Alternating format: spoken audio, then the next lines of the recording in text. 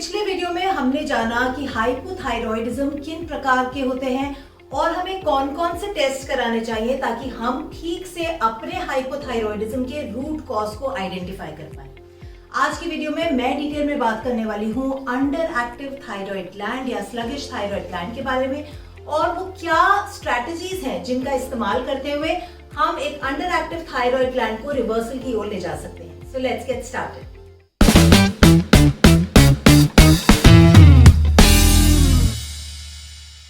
हमारे बॉडी में हाइपोथायरॉयडिज्म अगर अंडर एक्टिव थायराइड ग्लैंड की वजह से है तो उसकी प्रॉब्लम किसी भी एक स्टेप पे आ सकती है of the 5 step process that it has. सबसे पहले है पुअर सिग्नलिंग, यानी कि आपका थायराइड स्टिमुलेटिंग हार्मोन जो है उसकी मात्रा कम है, वो थायराइड ग्लैंड को ठीक से सिग्नल नहीं कर पा रहा और इसी कारणवश आपका थायराइड ग्लैंड T4 प्रोड्यूस नहीं कर पा रहा। Number 2, thyroid stimulating hormone signal कर रहा है पर फिर भी आपका थायराइड ग्लैंड T4 प्रोड्यूस नहीं कर पा रहा। नंबर 3, T4 भी प्रोड्यूस हो रहा है पर वो active form of T3 hormone में कन्वर्ट नहीं हो पा रहा, तो कन्वर्जन स्टेज पे प्रॉब्लम है। नंबर 4, कन्वर्जन भी ठीक हो रहा है पर ये जो एक्टिव T3 बन रहा है बॉडी में वो ट्रांसपोर्ट होकर all over the body cells तक नहीं पहुंच पा रहा, तो ट्रांसपोर्टेशन वीक है। एंड नंबर 5, ट्रांसपोर्टेशन भी ठीक है, T3 जो है सेल्स तक पहुंच भी पा रहा है बट सेल्स जो है वो T3 को इस्तेमाल नहीं कर पा रहे क्योंकि उनके रिसेप्टर सेल्स रेजिस्टेंट हो गए हैं। तो देखा आपने कितने अलग अलग प्रोसेसेस इन्वॉल्व हैं, कितने अलग अलग तरीके के ऑर्गन्स इन्वॉल्व हैं इस पूरे थायराइड के फंक्शनिंग को स्मूथ बनाने के लिए, राइट। तो अगर आपका फोकस अपनी पूरी ओवरऑल हेल्थ पे नहीं होगा तो आप किस प्रकार से अपने थायराइड को रिवर्स कर पाएंगे। तो अब जब हमने ये 5 स्टेप इंटीग्रेटेड प्रोसेस समझ लिया है तो आगे बढ़ते हुए ये जानते हैं कि वो कौन से फैक्टर्स हैं जिनकी वजह से ये पूरा प्रोसेस जो है अफेक्ट होता है negatively. Number 1, high stress levels. जी हाँ, हाई स्ट्रेस के चलते पिट्यूटरी ग्लैंड से TSH यानी कि थायराइड स्टिमुलेटिंग हार्मोन सिक्रीट ही नहीं होता, वो स्टिमुलेट ही नहीं करता हमारे थायराइड ग्लैंड को T4 बनाने के लिए।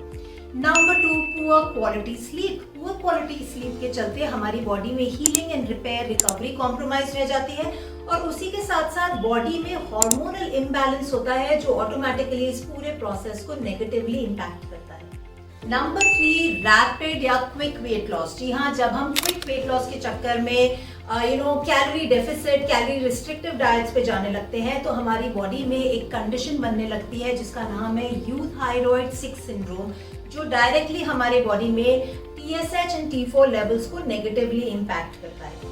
वहीं नंबर 4 पर है सीडेंट्री लाइफस्टाइल। ऑफ कोर्स जब सीडेंट्री लाइफस्टाइल होता है तो हमारा ब्लड सर्कुलेशन जो है वो कॉम्प्रोमाइज होता है।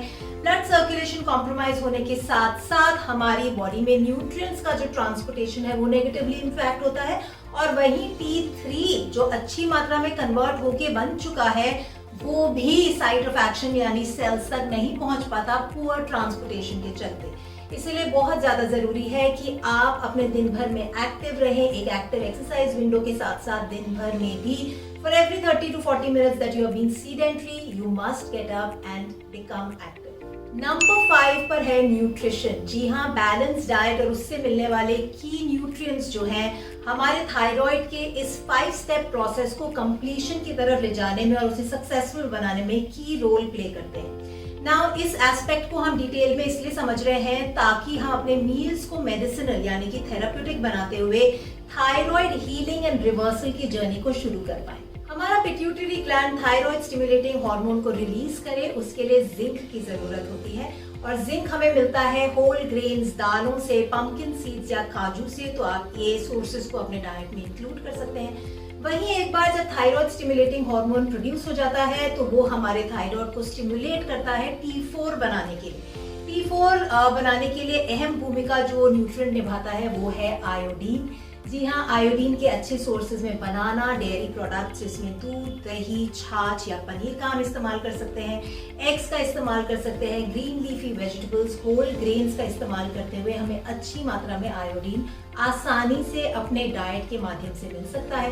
वहीं हम आयोडाइज्ड सॉल्ट का इस्तेमाल कर सकते हैं कुकिंग प्रोसेस में ताकि हमारी बॉडी में आयोडीन की डेफिशिएंसी ना हो। Step 3 is the conversion of T4 into active T3 hormone, और इसके लिए हमें सेलेनियम की जरूरत है।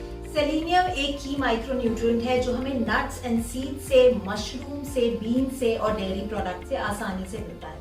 वहीं एक बार जब एक्टिव फॉर्म T3 तैयार हो जाता है तो इसको पूरी बॉडी में ट्रांसपोर्ट करने के लिए बॉडी में एम्पल अमाउंट ऑफ प्रोटीन की जरूरत है, क्योंकि ये ब्लड स्ट्रीम में टायरोसिन नाम के प्रोटीन मॉलिक्यूल से बाइंड होकर all over the body transport होता है। अगर आपकी डाइट प्रोटीन में इम्बैलेंस है, यानी कि आप दालें, राजमा, छोला, काले चने, डेयरी प्रोडक्ट्स, दूध, दही, उसी के साथ साथ चिकन, फिश, एग्स, बेसन, इस तरीके के आइटम्स को इंक्लूड नहीं कर रहे हैं आपके मील्स में, सिर्फ रोटी सब्जी या चाय एंड टोस्ट टाइप के आपके मील्स हैं, तो कॉन्शियसली अपने हर मील में आपको प्रोटीन इस्तेमाल करना है। वहीं दूसरी तरफ बहुत से लोग हैं जो हाई प्रोटीन डाइट तो इंक्लूड करते हैं, पर ये हाई प्रोटीन डाइट उन्हें फायदे कम और नुकसान ज्यादा पहुंचाती है, क्योंकि उन्हें acidity, bloating, constipation, gas, burping जैसी कंडीशंस होने लगती हैं। कुछ लोग IBS एंड लीकी गट से भी सफर करते हैं, जिस केस में भी उन्हें एक्सेसिव अमाउंट ऑफ प्रोटीन या अच्छी मात्रा में जो प्रोटीन रिच डाइट है वो सूट नहीं करती, वो ब्लोटेड फील करने लगते हैं। तो अगर आप उनमें से हैं जिन्हें कोई भी गट रिलेटेड इशू है, acidity, bloating, constipation, gas, reflux, तो इसका मतलब है कि आपकी गट हेल्थ कॉम्प्रोमाइज्ड है। इसीलिए आपका जो खाना है वो ठीक से डाइजेस्ट नहीं हो रहा, एब्जॉर्ब, असिमिलेट नहीं हो रहा, एंड ऑटोमेटिकली आपकी बॉडी जो है न्यूट्रिएंट्स को इस्तेमाल करते हुए प्रॉपरली, एफिशिएंटली काम नहीं कर पा रही, तो आपका थायराइड भी अंडर नरिश रह जाता है, राइट। इसलिए बहुत ज्यादा जरूरी है कि थायराइड के हीलिंग के साथ साथ पैरेलली आप अपनी गट को भी हील करना शुरू करें। जी हाँ, मेरे चैनल पे मैंने बहुत से वीडियोस किए हैं गट हेल्थ को इम्प्रूव करने के लिए।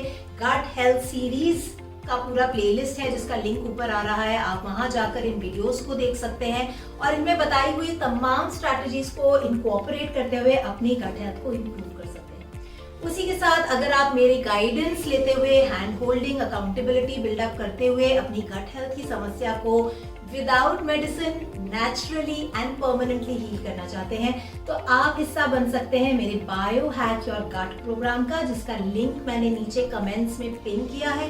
बहुत आसान है, उस लिंक पे जाना है, रजिस्टर करना है, and I will see you inside. So moving on, step number 5 is कि T3 ट्रांसपोर्ट भी ठीक हो रहा है, पर उसके बावजूद सेल्स जो हैं वो उसको इस्तेमाल नहीं कर पा रहे, क्योंकि थायराइड रिसेप्टर सेल्स रेजिस्टेंट हैं।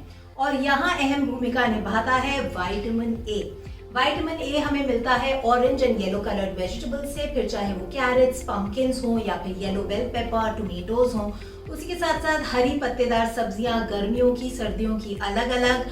उसी के साथ साथ dairy products, non vegetarian items, उसी के साथ शकरकंदी विटामिन ए का अच्छा सोर्स है। तो आप इन तमाम सोर्सेज को अपने मेन्यूज में इनकॉर्पोरेट तो कर ही सकते हैं, but a word of caution, vitamin A एक फैट सॉल्युबल विटामिन है। तो अगर आप लो फैट या नो फैट डाइट कर रहे हैं, फैट फ्री कुकिंग कर रहे हैं, तो इन तमाम चीजों को इस्तेमाल करके भी आपको कोई फायदा नहीं मिलेगा। इसीलिए मेक श्योर दैट आपके डेली रूटीन में नट्स एंड सीड्स हों। उसी के साथ साथ आप घी या सफेद बटर का इस्तेमाल कर रहे हैं, जिसे हम हिंदी में मक्खन भी कहते हैं। वहीं आपका खाना कच्ची घानी रीजनल ऑयल्स में बन रहा है, जो कि एंटी इंफ्लेमेटरी हैं। जब हम इन तमाम चीजों का ध्यान रखते हैं तो बॉडी ना सिर्फ हमारे खाने से न्यूट्रिएंट्स को एब्जॉर्ब, असिमिलेट करते हुए उनको इस्तेमाल कर पाती है, बल्कि एक कंड्यूसिव एनवायरनमेंट बनता है ओवरऑल हेल्थ एंड वेलबींग का, जिसमें थायराइड ही क्या, कोई भी कंडीशन, हेल्थ कंडीशन क्यों ना हो, आसानी से रिवर्स और हील करी जा सकती है। तो देखा आपने कितनी ब्यूटीफुल है ना हमारी बॉडी की integrative functioning, isn't it? So let me quickly summarize it for you. So nutritional perspective से हमें zinc, iodine, selenium, protein and vitamin A को इनकॉर्पोरेट करना है, ताकि हमारा थायराइड का हर स्टेप जो है सक्सेसफुल हो। वहीं हमें अपनी गट को स्ट्रॉन्ग बनाना है, ताकि ये सारे न्यूट्रिएंट्स जो है हमारी गट में अच्छे से डाइजेस्ट हों, एब्जॉर्ब और असिमिलेट हों।